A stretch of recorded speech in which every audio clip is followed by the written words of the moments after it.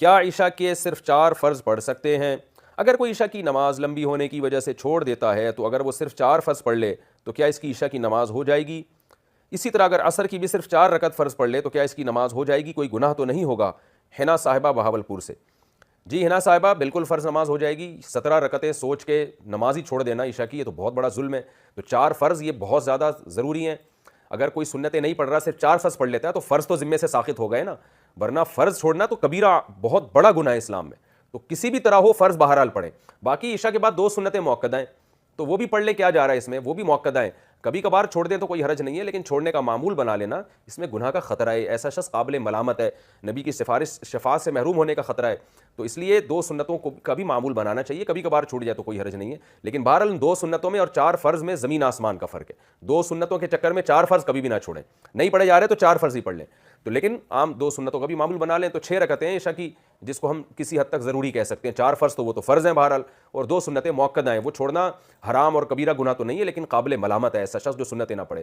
اور وتر 3 رکعت وتر رہ گئے، وہ پوری رات میں کبھی بھی پڑھ لیں، وہ بھی واجب ہیں، وہ چھوڑیں گے تو گناہ گار ہوں گے۔ باقی عصر سے پہلے 4 رکعتیں پڑھنا وہ سنت ہے، وہ لازمی نہیں ہے۔ ظہر، عصر اور عشاء کی 4 سنتوں کی فضیلت۔ ظہر، عصر اور عشاء سے پہلے 4 رکعت سنت پڑھنے کی کیا فضیلت ہے؟ اگر کوئی انہیں مستقل چھوڑ دے تو کیا وہ گناہ گار ہوگا؟ ارسلان راولپنڈی سے۔ دیکھیں، عصر اور عشاء کی جو 4 سنتیں ہیں وہ تو سنتیں غیر مؤکدہ ہیں، ان کو اگر چھوڑ دیں تو کوئی گناہ نہیں ہے، لیکن ظہر سے پہلے کی 4 سنتیں وہ مؤکدہ ہیں، کبھی کبھار چھوٹ گئیں، تھکاوٹ ہے تو الگ بات ہے، لیکن چھوڑنے کا معمول بنا دینا یہ جائز نہیں ہے۔ ہاں، فضیلت کیا ہے؟ ظہر سے پہلے کی سنت کی فضیلت تو یہ کہ نبی نے ہمیشہ پڑھی ہیں۔ عصر سے پہلے جو 4 سنتیں ان کی فضیلت میں آتا ہے، رسول اللہ صلی اللہ علیہ وسلم نے فرمایا، رحم اللہ عبدن، اللہ اس بندے پر رحم کرے جو عصر سے پہلے یصلی 4 قبل العصر، جو عصر سے پہلے 4 رکعتیں پڑھے، کما قال صلی اللہ علیہ وسلم۔ تو یہ فضیلت ہے حدیث میں، اللہ اس پر رحم کرے، تو نبی کی زبان سے رحمت کی دعا نکل گئی۔ عشاء سے پہلے 4 رکعتیں پڑھنا کسی حدیث سے میں اس کی کوئی صراحتاً فضیلت نہیں ملتی، البتہ علماء نے قیاس کیا ہے اس کو ایک اس حدیث پر جس میں آتا ہے، صحیح حدیث ہے بالکل، آپ صلی اللہ علیہ وسلم نے فرمایا بین کل اذانین صلاۃ، 3 دفعہ آپ نے فرمایا، پھر فرمایا لمن شاء، اس کے لیے جو چاہے۔ ہر 2 اذانوں کے درمیان نماز ہے، اور 2 اذان سے مراد ہے اذان اور اقامت، تو ہر اذان اور اقامت کے درمیان آپ صلی اللہ علیہ وسلم نے حکم دیا کہ نماز پڑھا کرو، فضیلت ہے، واجب نہیں ہے۔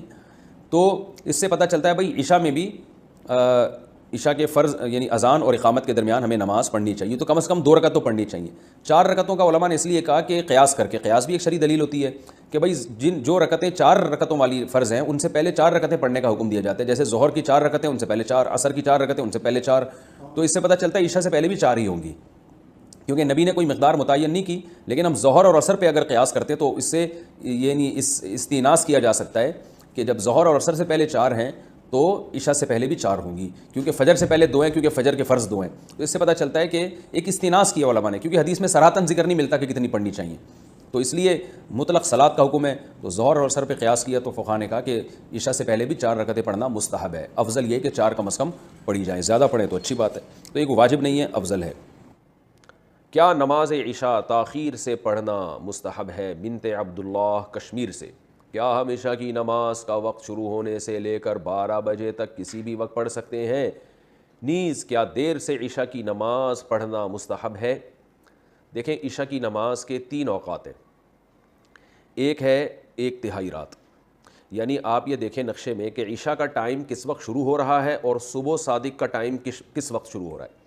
مثال کے طور پر آپ کے علاقے میں عشاء کا ٹائم شروع ہو رہا ہے 8:30 بجے رات کو، اور فجر کا ٹائم شروع ہو رہا ہے فار ایگزامپل 4:30 بجے، تو اب آپ گنیں 8:30، 9:30، 10:30، 11:30، 12:30، 1:30، 2:30، 3:30، 4:30، تو یہ ٹوٹل 8 گھنٹے ہو گئے۔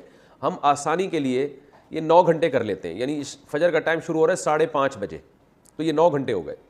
عشاء کا ٹائم شروع ہو رہا ہے آپ کے علاقے میں فار ایگزامپل 8:30 بجے، اور فجر کا ٹائم شروع ہو رہا ہے 5:30 بجے، 9، 10، 11، 12، 1، 2، 3، 4، 5، تو یہ پورے گھنٹے بنتے ہیں 9 گھنٹے۔ تو اس سے میں پتہ چلا کہ عشاء کا جو وقت ہے وہ 9 گھنٹے ہے۔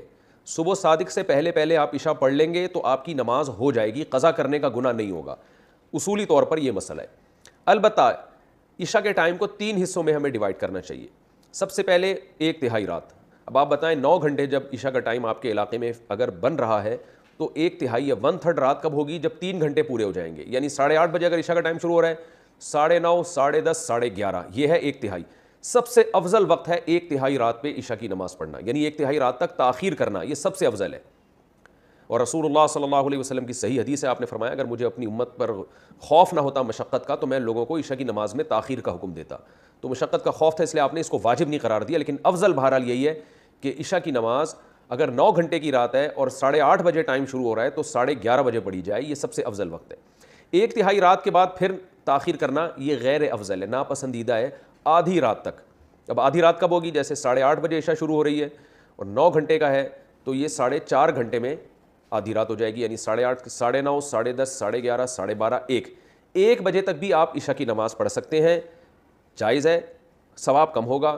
1 بجے کے بعد کراہت ہے، یعنی آدھی رات کے بعد عشاء میں تاخیر کرنا مکروہ ہے، ناپسندیدہ ہے۔ پھر جتنی تاخیر کریں گے اتنی ہی کراہت بڑھتی چلی جائے گی، مکروہ اس میں مکروہ والا عنصر بڑھتا چلا جائے گا۔ تو اس لیے حتی الامکان آدھی رات سے پہلے عشاء پڑھ لینی چاہیے، اور افضل ہے کہ 1/3 رات تک اس کو مؤخر کیا جائے۔